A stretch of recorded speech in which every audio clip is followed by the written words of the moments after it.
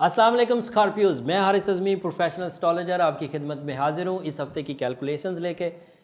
Scorpios, you are on top. एक तो Jupiter ही सेकंड हाउस में, हाउस ऑफ मनी में जुपिटर होना जंपिंग स्टाइल सक्सेसेस देता है। तो आप अपने उस डिप्रेशन से, उस दबाव से बाहर आ रहे हैं जिस दबाव में माली इस्तेहकाम आपको मुयस्सर नहीं था, वसाइल आपको मुयस्सर नहीं थे, आइडियाज़ आपके पास थे लेकिन वसाइल ना होने की वजह से चीज़ें डंपी हो रही थी, रुक रही थी, डिलेज़ का शिकार हो रही थी, लोग भी आपको नहीं समझ रहे थे, उलझनें बढ़ रही थी। बट जुपिटर के सेकंड हाउस में आ जाने से ये चीज़ें काफ़ी ठहर गई हैं, संभल गई।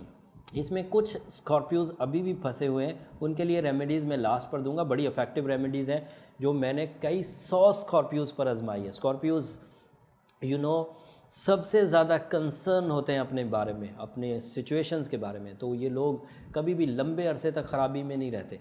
अपने हालात को समझकर, अपनी सलाहियतों को समझकर, अपने वसाइल को समझकर उसमें से निकलने की कोशिश करते हैं और हमेशा ही कामयाब होते हैं। अल्लाह ताला इस हफ्ते भी इन्हें कामयाबी दे। यूरेनस आपके यहाँ 7th हाउस में आ चुका 8 मार्च से, सो ऑन अब चलेगा, लंबा है। खबर ये है 8 मार्च से यूरेनस 7th हाउस में आने से शराकतदारी में मुस्बत तब्दीलियाँ आएंगी। आप जिन जगहों पर अकेले काम नहीं कर सकते वहाँ किसी को मिलाकर काम करने की कोशिश करिए, कामयाबी रहेगी। रिलेशनशिप सेक्टर में भी इस्तेहकाम आएगा, मियाँ बीवी के रिलेशन में भी दवाम एंड इस्तेहकाम और बढ़ाई आएगी। बस बड़ी खबर क्या है कि मार्स भी अब 7th हाउस में है और मार्स की वजह से आपके सामने राज खुलेंगे। मार्स की वजह से सफ़र की लाइन खुलेगी, गैर कानूनी हालात जो हैं वो आपकी फेवर में आएंगे। बट मार्स एक तरह से नेगेटिव है। स्कॉर्पियोज, मेरी कम बात को ज़्यादा समझिए, मैं कुछ बातें सेंसर करता हूँ, जारी बात है सब बातें सोशल मीडिया पे नहीं बोली जा सकती। अगर कोई गैर कानूनी ताल्लुकात थे, छुपे हुए ताल्लुकात थे, तो अब आप उन्हें तर्क करना होगा, नहीं तो वो राज सामने खुल जाएगा। और अगर वो राज ऐसा है कि जिसमें कुछ इंसल्ट का पहलू है, जिसमें कुछ आपकी रिस्पेक्ट डिक्रीज़ होगी, तो फिर वो मस्ट होगी। इसलिए थोड़ा मोहतात ही रहिए, चीज़ों को रिकवर करने की कोशिश करिए।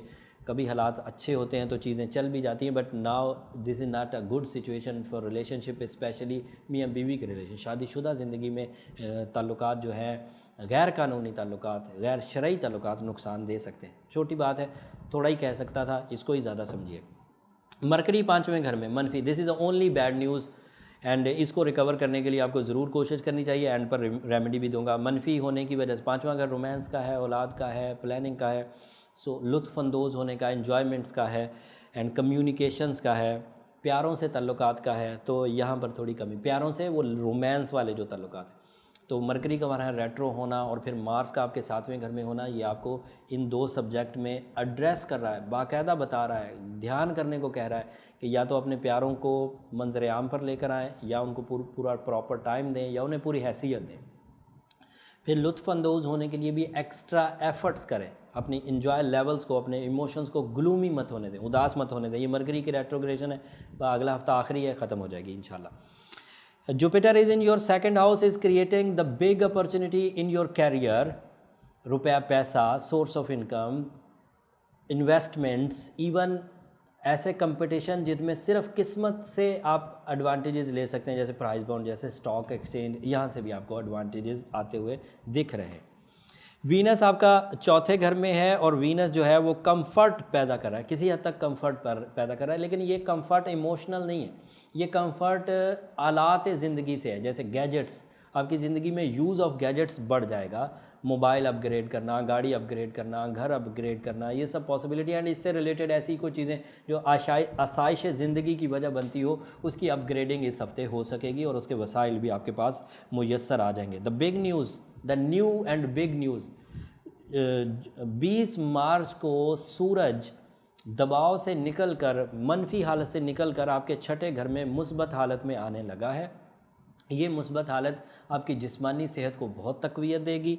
इस तक़वियत में सेहत, तंदुरुस्ती तो हासिल होगी ही होगी, अट्रैक्शंस भी हासिल होंगी, रुझान तरक्की में भी इजाफा होगा, ख़ुद की सोच में भी पॉजिटिव इम्पैक्ट आएगा जो टेक ऑफ की वजह बनेगा, शख्सियती निखार भी आएगा, सलाहियतों का निखार भी आएगा। एंड मून, जब सूरज 6ठे घर में होगा, सेम उसी दिन फुल मून जो है वो आपके 12वें घर में होगा। And 12th house is a house of spirituality, deep thinking, राज को पता कर लेना, अपने आप को समझना, ज़िंदगी के सही मकासद को समझना, असल ड्यूटीज़ को समझना, ये चाँद के 12वें घर में पैदा होने से, चाँद के 12वें घर में आने से पैदा होगा। वक्त को दोबारा देखने वाली जो क्वालिटी है, इसे डेजा वू कहते हैं इस कॉन्सेप्ट को, इस फिनोमिना को डेजा वू कहते हैं, जिसमें हम कोई टाइम को दोबारा रिपीट होता हुआ देखते हैं। हमें ऐसा महसूस होता है कि हम ये टाइम कभी पहले भी देख चुके हैं। वो जब फुल मून 12वें घर में होता है एस्ट्रोलॉजिकली, तो ऐसी फीलिंग्स आती हैं। अगर किसी को ऐसी फीलिंग आए तो ये कोई हैरानकुन बात नहीं है, ये 12वें घर में चांद के आने से पैदा होती है जब वो फुल हो। और उसके अलावा ख्वाबों का सच्चा आना, सामने वाले की नीयत का समझ जाना, आपको अपने इरादों में नज़र षानी करने का मौका मिलना, बुरी चीज़ों को छोड़ना, अच्छी चीज़ों को अपनाना, ये सारी चीज़ें मून के 12वें घर में आने से पैदा होंगी। सो ये पॉजिटिव साइन है।